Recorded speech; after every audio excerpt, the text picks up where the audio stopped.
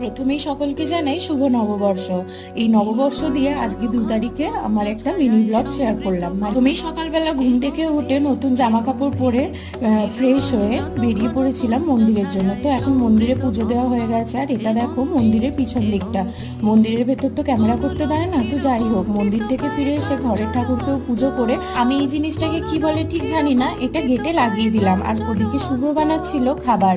খাবার বলতে ব্রেকফাস্টটা। ও বললো ওর ম্যাগি খেতে ইচ্ছা করছে। আমি বললাম যে ঠিক আছে বানাও। ও ওদিকে ম্যাগি বানাচ্ছিল, আর আমি এদিকে ভাবলাম আমি কেন টাইম নষ্ট করব, মাটনটাকে ম্যারিনেট করে রেখে দিলাম, কারণ মাটন ম্যারিনেট করে না রাখলে খেতে ঠিক ভালো লাগে না।